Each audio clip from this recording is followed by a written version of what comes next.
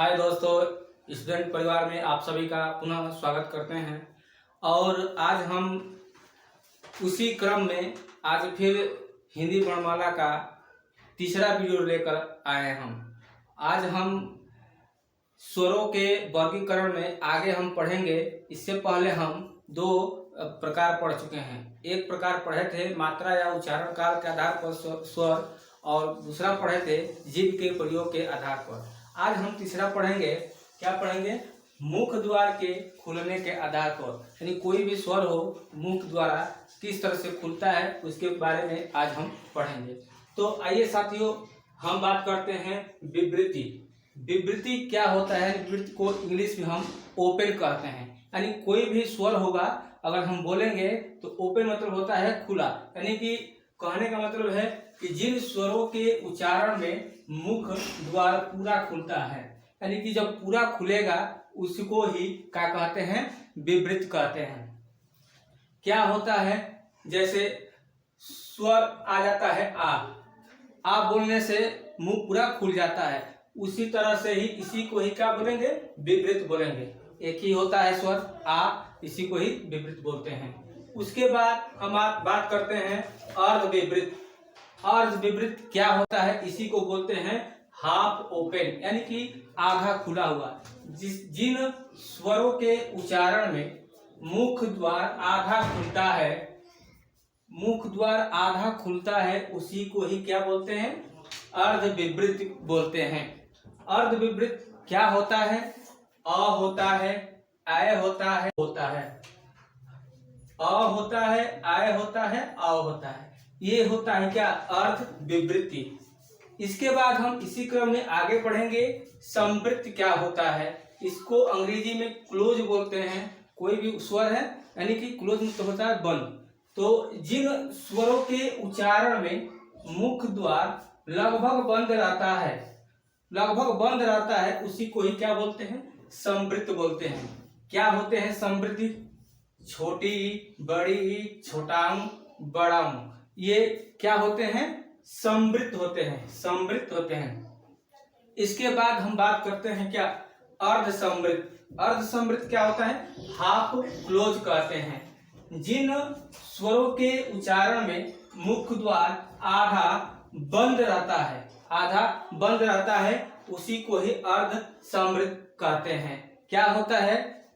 ए होता है, ओ होता है, इसी को ही क्या बोलते हैं? अर्धसंवृत्ति।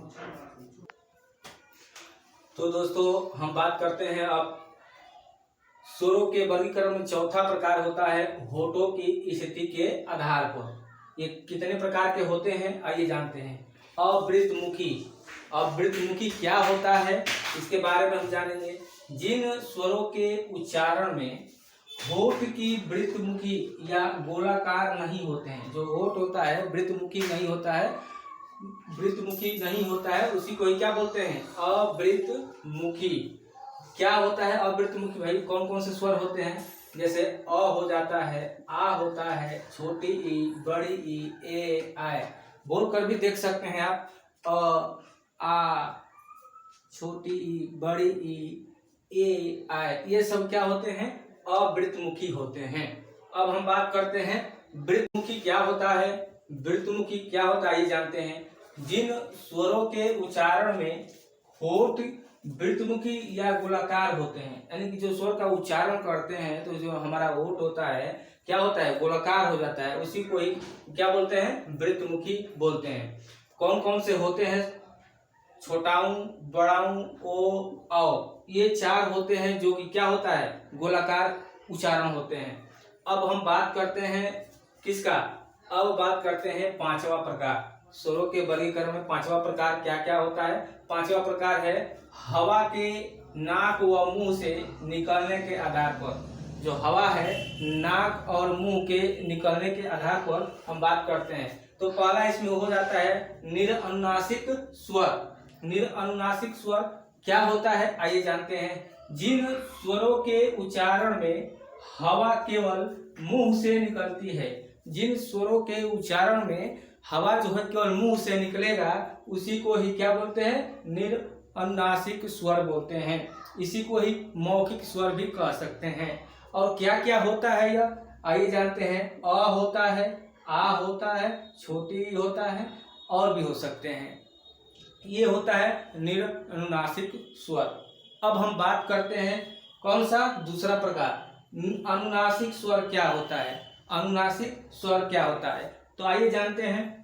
जिन स्वरों के उच्चारण में हवा मुख के साथ साथ नाक से भी निकलती है, जिन स्वरों के उच्चारण में हवा जो है मुख के साथ साथ नाक से भी निकलती है, उसी को ही क्या बोलते हैं, अनुनासिक स्वर बोलते हैं। अनुनासिक स्वर क्या क्या हो सकते हैं, इसमें अ है, अ पर चंद्र बिंदु लग गया है, आ है, आ पर भी चंद्र बिंदु लग गया है, ई है, ई पर भी चंद्र बिंदु लग गया है, सेम यही वाला है, और इसमें चंद्र बिंदु लग जाने से क्या हो गया है, अनुनासिक स्वर हो गया है।